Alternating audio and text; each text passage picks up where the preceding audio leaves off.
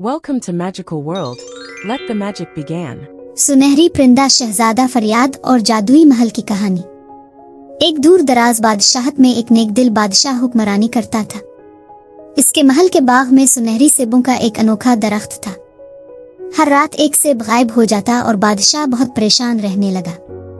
इसने अपने बड़े बेटे शहजादा बहराम को पहरा देने का हुक्म दिया। शहजादा बहराम ने रात को पहरा दिया, लेकिन 2 घंटे बाद नींद आ गई। सुबह जब आँख खिली और सेबों को गन्ना गया तो एक और सेब गायब था। अगली रात पहरा की जिम्मेदारी शहजादा जरियान को दी गई, लेकिन वो भी नींद का शिकार हो गया और तीसरा सेब भी चोरी हो गया। ये देखकर बादशाह गमगीन हुआ।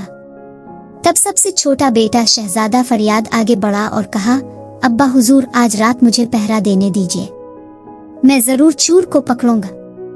बादशाह ने हंसते हुए कहा, तुम जो छोटे हो और नासमझ, तुम क्या कर लोगे जो तुम्हारे बड़े भाई ना कर सके।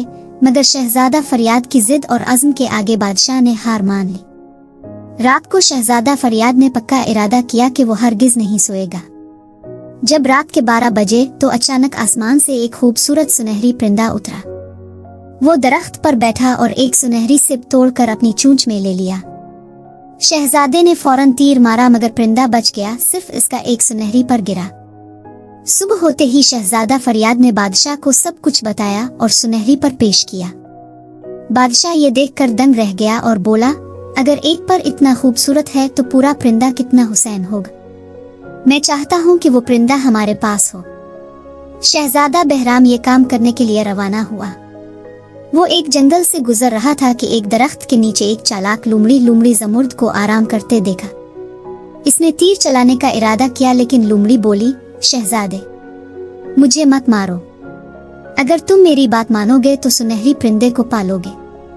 शहजादा बहराम हंसा और कहा, मुझे किसी लोमड़ी की नसीहत नहीं चाहिए, और तीर चलाया, मगर जमुर्द बच निकली।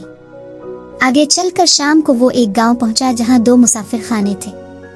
एक खूबसूरत और रोशनियों से सजा हुआ था और दूसरा पुराना और वीरान।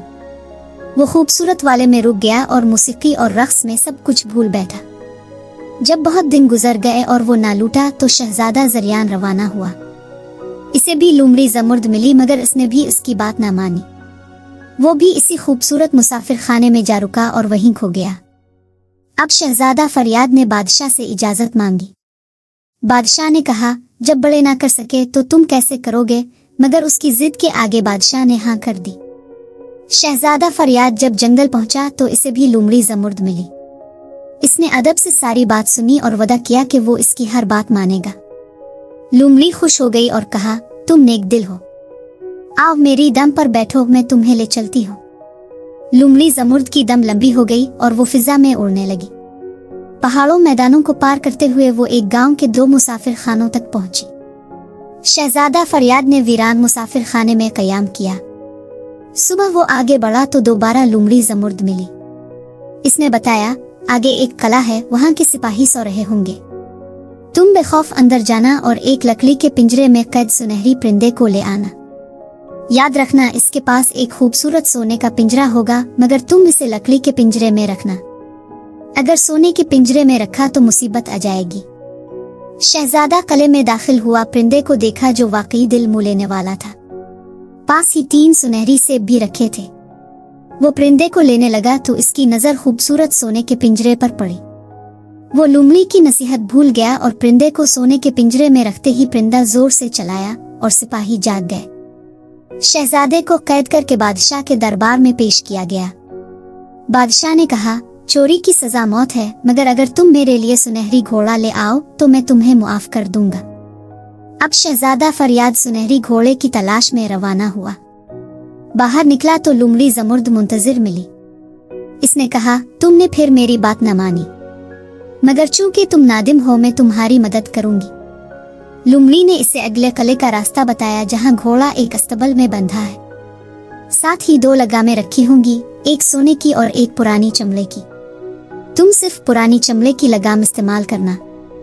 शहजादा किले में दाखिल हुआ, घोड़े को देखा तो दिल खुश हो गया, मगर सोने की चमकती लगाम देखकर वो फिर नसीहत भूल गया। जैसे ही लगाम डॉली, घोड़ा हनानाया और मुहाफिज जाग गए। शहजादे को फिर गिरफ्तार कर लिया गया।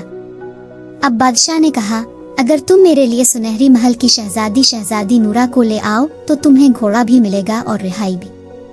اب شہزادہ فریاد ایک اور مشن پر روانہ ہوا۔ اگلی ملاقات پھر لومڑی زمرد سے ہوئی جو اسے پھر اگلے راستے پر لے گئی۔